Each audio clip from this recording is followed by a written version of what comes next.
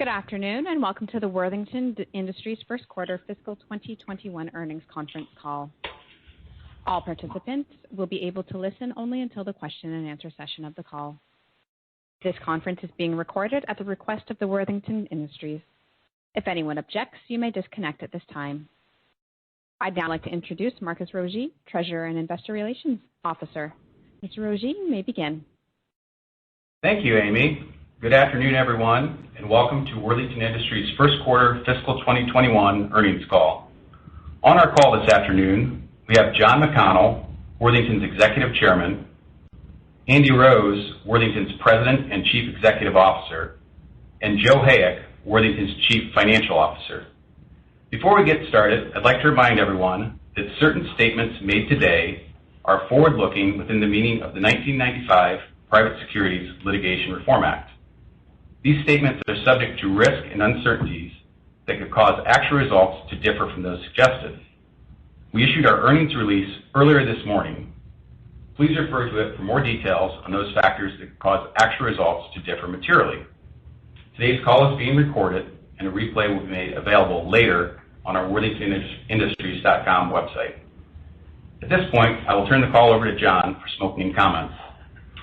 Thank you, Marcus. I'll be brief. I think we should just jump right into the quarter, so I will turn the call over to Mr. Hayek.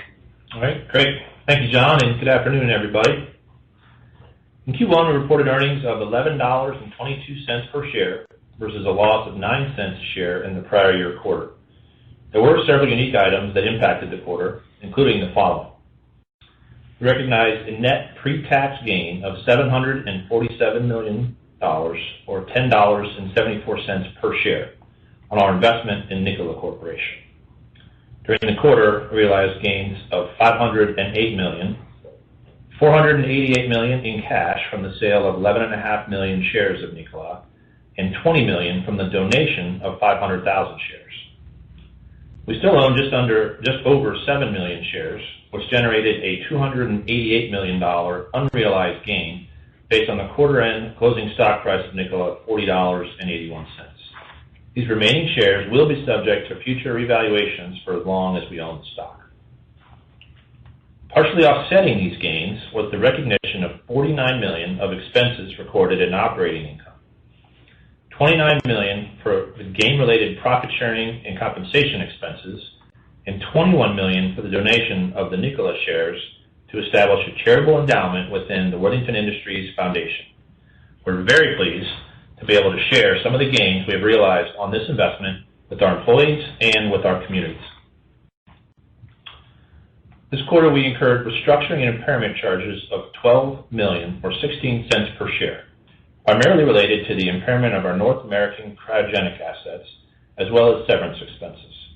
This compares to restructuring and impairment charges of $45 million, or 65 cents per share in Q1 last year, most of which related to the write-down of our engineered cabs business. The prior year quarter included charges of 6 cents per share related to the early extinguishment of long-term debt, but also benefited by 17 cents per share related to the early termination of a customer take-or-pay contract in our cylinders business. Estimated inventory holding losses in Q1 were $6.8 million, or 9 cents per share, compared to losses of $8.4 million, or 11 cents per share, in the prior year quarter. Consolidated net sales of $703 million decreased 18% from the prior year quarter, primarily due to lower average selling prices and lower direct volumes in steel processing, combined with lower overall sales in pressure cylinders and our exit in Q2 of last year from the engineered cabs business. Our reported gross profit for the quarter declined by only $4 million from Q1 of last year to $113 million, and gross margin increased to 16.1% from 13.7%. Adjusted for restructuring and the one-time Nikola-related expenses, operating income for the quarter was $31 million versus $26 million in Q1 of last year. Our adjusted EBITDA was $75 million in Q1 of 2021, down slightly from $78 million in the prior year quarter, but up sequentially from $67 million in Q4 of 2020. And our trailing 12-month adjusted EBITDA is now $298 million. In steel processing, net sales of $431 million were down 18% from Q1 of 2020, due primarily to lower average selling prices and lower direct volumes. Total shipped tons were up 4% from last year's first quarter, as toll tons rose by 15% due to our recent consolidation of the Samuel Steel Pickling JV. Direct tons declined by 25,000 tons, or 5% year over year. They were 49% of the mix compared to 54% of the mix in the prior year. In the quarter, we saw sequential improvement in demand for steel processing. The automotive end market has improved and is stable, though at lower levels than last year, and the construction market continues to remain strong.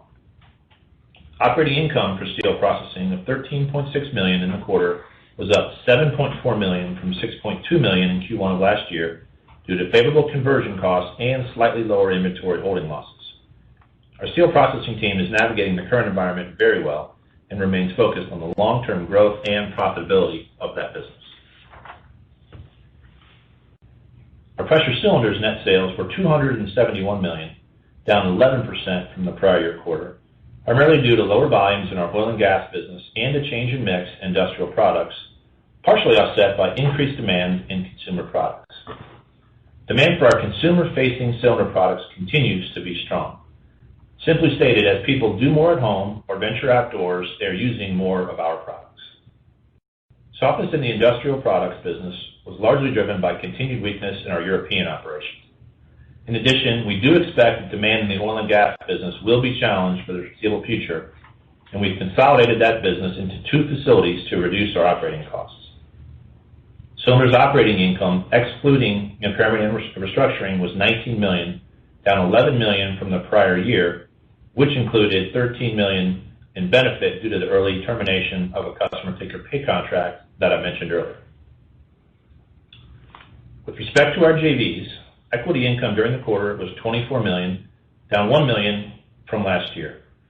That included a write-off of $4 million related to exiting our Chinese steel processing joint venture in 2020. WAVE's contributions to equity earnings decreased by $6 million from the prior year quarter due to both decreased volumes and higher partner allocations. We did receive $17 million in dividends from our unconsolidated JVs during the quarter. Turning to the cash flow statement and the balance sheet, cash flow from operations was $117 million in the quarter, and free cash flow was $85 million. During the quarter, we generated $488 million in pre-tax proceeds from the sale of Nikola stock, invested $33 million on capital projects, paid $13 million in dividends, and spent $54 million to repurchase 1.46 million shares of our common stock. Looking at our balance sheet and our liquidity position, funded debt at quarter end was up $8 million to $707 million. Interest expense of $7.6 million was down $2 million from the prior year quarter due to both a debt refinancing and lower debt balances. We ended Q1 with $650 million in cash, and our net debt was $57 million.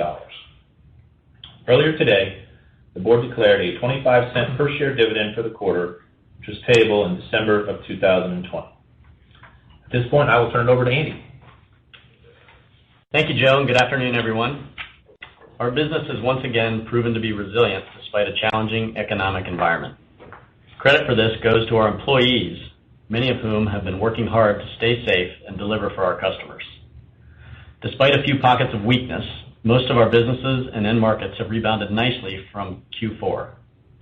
Auto manufacturers are restocking dealer lots that were depleted during the COVID-related shutdowns in April and May. Consumers and businesses continue to utilize our retail portfolio of pressure cylinders to pursue socially distanced activities such as camping, grilling, and outdoor dining. We still have a few underperforming units, but have implemented plans to improve performance or redeploy capital so it generates compelling returns for our shareholders. As Joe mentioned, we elected to monetize roughly 2/3 of our investment in Nikola during the quarter. We have a sizable cash balance that will allow us to reinvest in our company, expand our business through targeted M&A, and share a portion with shareholders through dividends and share buybacks as opportunities present themselves. Unfortunately, the economic outlook is still a bit murky despite recent improvements. So while we feel good about our current level of activity, future quarters still may present challenges as stimulus dollars wane and if COVID-related challenges continue. I would like to say thank you again to all of our employees for their hard work and dedication to Worthington Industries during these unique times. As a profit-sharing company, we were excited to be able to share a portion of the proceeds from our Nikola investment with our employees as recognition for their efforts. We have adapted well to the new normal and are ready for the challenges that may lie ahead. Finally, I would like to thank our chairman, John P. McConnell, for his exceptional leadership over the past 27 years. His legacy contains many great accomplishments, but for me, the most important lesson we will carry forward is to always strive to get better. With the philosophy as our foundation and a talented leadership team and great employees across Worthington, he leaves us well positioned to deliver strong returns for our shareholders. We'll now take any questions. At this time, ladies and gentlemen, if you would like to ask a question, please go ahead and press star, then the number 1 on your telephone keypad. Again, that's star, then the number 1 to ask a question. We'll pause for just a moment to compile the Q&A roster.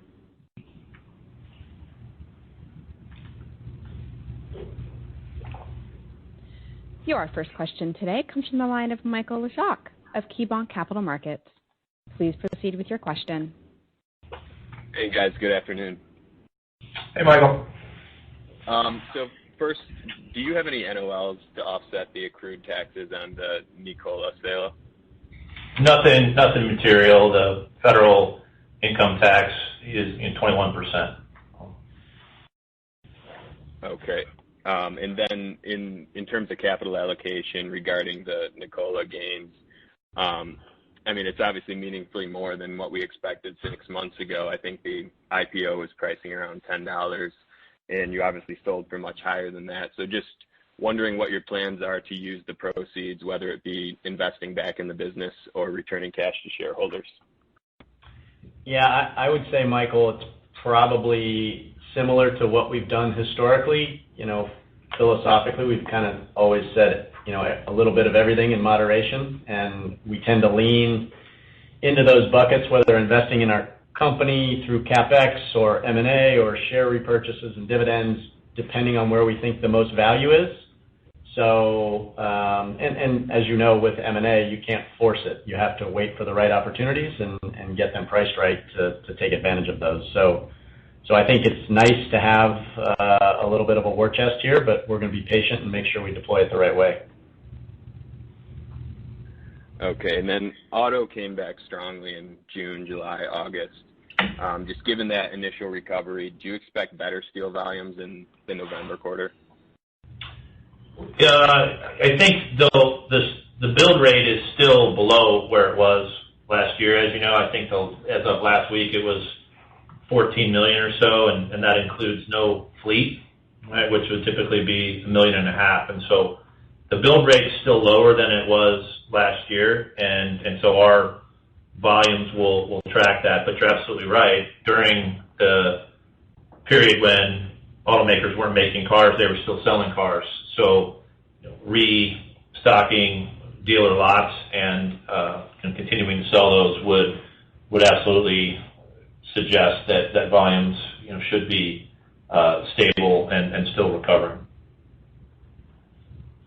Okay, and the mix was strong there in the quarter. Do you see that improving further going forward? And secondly, are the costs that are tied to any of the pandemic shutdowns, are they set to come back over the remainder of the calendar year?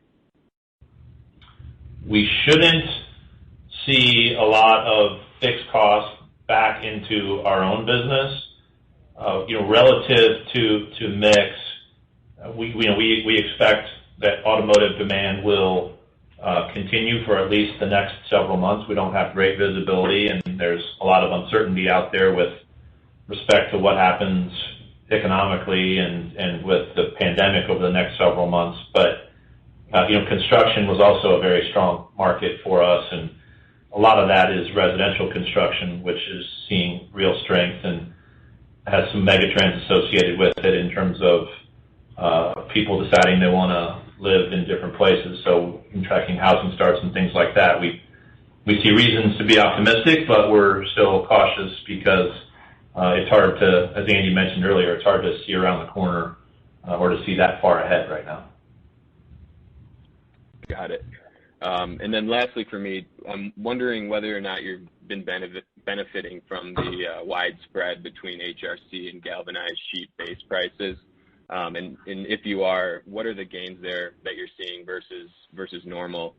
And then what's your outlook for holding gains or losses next quarter?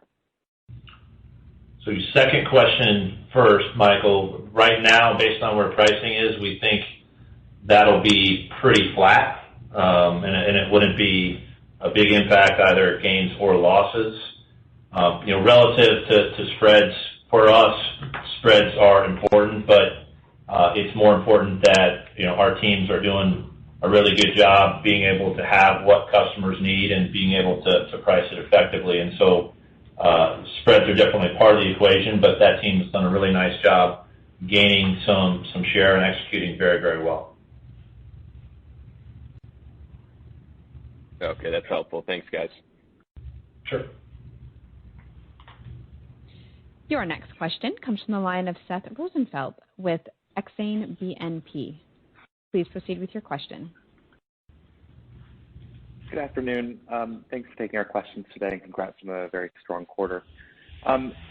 Moving over to the construction outlook, I was wondering if you can give us a little bit more color on business conditions, both within steel processing and also the read across from your construction-oriented JVs, Wave and Clark-Dietrich. Any color with regards to forward-looking demand trends? You did touch on some risk around stimulus going into next year, but are you seeing any challenge, whether it be on the infrastructure side or non-resi commercial real estate, for example, on the JVs? Thank you.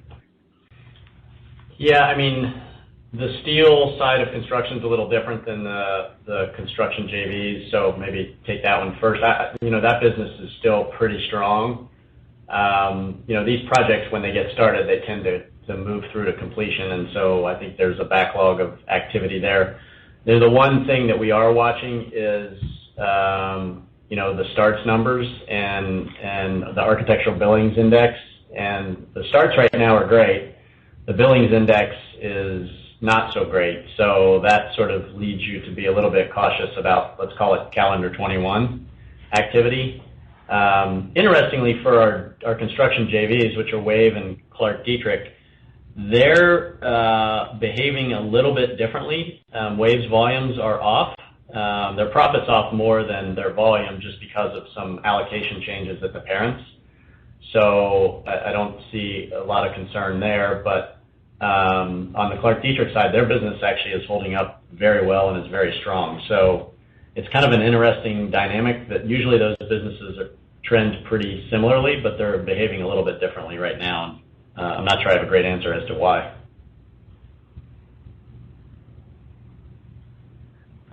Okay, that's very interesting. But so from the steel side, construction is still looking very good for the time being, although you're flagging some risk into 2021. And I guess for the non-resi side on the JVs, that's where you flag some divergent performance. Okay. Moving forward, I guess, when we look at the outlook for the pressure cylinders business, can you give us a little bit more color on the impairment that impacted the last quarter performance? It's obviously a business that's seen quite a bit of restructuring over time. How do you think about the outlook going forward? Are we at a point today where you feel like you have your ducks in order, or are there additional businesses within pressure cylinders that might require additional work going forward? Yeah, I think Andy said it well, Seth, and that's a good question. We do have some pockets of weakness. There are real pockets of strength in cylinders. The restructuring charge is what it is in terms of the accounting for what that's worth. But all of our businesses have a plan to generate the kinds of returns that we need them to generate, and we've said it, and I think you've seen it over the last year and a half. We've divested of or restructured several businesses, and rest assured, part of our plan is to realize that when it's not going to generate the kinds of returns that it should, we need to see if there's a better owner for that business, and we're always having those conversations. And maybe just to give you a little bit of color in terms of timeline, if I use the baseball analogy. I think in terms of our cleanup efforts, which have been ongoing for the last couple of years, we're probably in the seventh inning stretch, maybe. We've got a few remaining businesses that if things stay the way they are, that we're going to have to figure something out. But for the most part, the rest of our businesses are in a better place. Okay, thank you. And the last question on working capital. The last quarter saw quite a meaningful working capital release. Can you walk us through some of the drivers of that? And looking forward into Q2, with demand still sequentially improving potentially, what would you expect for that working capital for the release or investment going forward?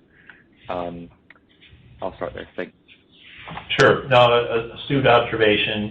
In May, our inventory levels were elevated, particularly in steel processing, where we bought a fair amount of steel in February and the first half of March, anticipating a pretty strong quarter and a pretty strong spring. That didn't materialize for all the reasons that we know about.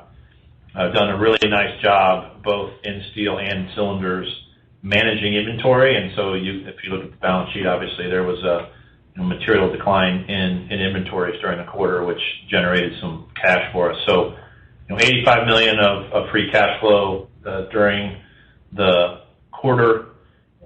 Would certainly expect to generate additional free cash flow during the year, but probably unlikely to have additional kind of destocking of our own inventories as demand is stable and recovering. So we don't believe we'll have that dynamic going forward, but we should have reasonable earnings power, and we intend to do a good job looking after the balance sheet as well. Just to clarify, would you expect there to need to be any reversal of that inventory release going forward if volumes continue to gradually recover? Yeah, I mean, possibly. As you know, a big driver of that would be if steel price, picked up materially and those things happen. But I don't think it would be a material reversal, Seth. Yeah, I mean, the probably maybe another way to answer the question, Seth, is it's probably more price dependent as opposed to volume dependent, unless volumes fall off from current levels. Okay, that's very clear. Thank you. Sure. Your next question comes from the line of John Tumazos with John Tumazos Very Independent Research. Please proceed with your question. And that's done over a 5-year period. It started in Hey, John, we're having a hard time hearing you.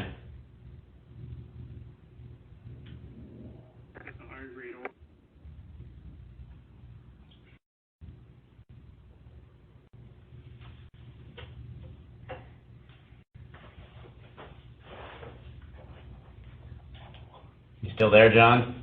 Did we lose you?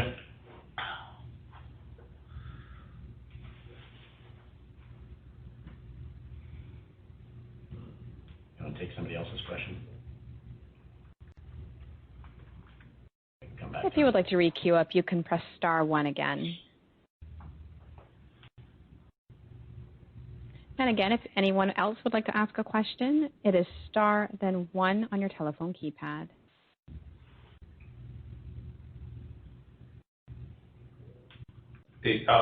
Seth, you asked this question. I didn't give you a complete answer relative to the balance sheet. With respect to CapEx in the quarter, we had a couple of long-tail projects where we finished those up, and so we do believe that from a CapEx perspective, Q1 will be the high watermark for the year on a quarterly basis, and that should trend back down to more normalized levels starting in Q2.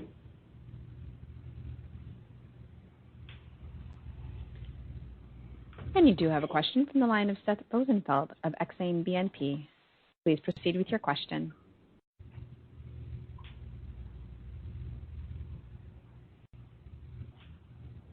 Maybe he was asking about CapEx. Hi, sorry. I have a follow-up question with regard to steel processing margins, please. When you commented earlier on spreads and conversion costs aiding margin performance in Q1, Can you just touch on the sustainability of those tailwinds going forward? Obviously, stripping out the inventory holding loss in the period, quite a strong gross margin performance despite obviously challenged market conditions. How should we think about that on a go-forward basis into Q2, please? So I think what we really believe is one of our sustainable competitive advantages is our ability to hedge and offer a variety of pricing solutions to our customers. And when there's a lot of volatility in pricing, it certainly creates opportunities. And so while it's difficult to predict whether we'll have better conversion costs or not in the future, we feel like we're pretty well positioned and can offer things that others can't, and along the way take advantage of different things that we see in the market to benefit both our customers and our shareholders, and we'll certainly continue to do that. Okay, fine. But there was nothing in particular with regards to the market environment, given price volatility, that would have uniquely boosted that margin in the last quarter? Nothing that stands out as being kind of unique or one-time in that sense. Okay, thank you very much. Sure. And again, to ask a question, please press star, then the number 1 on your telephone keypad.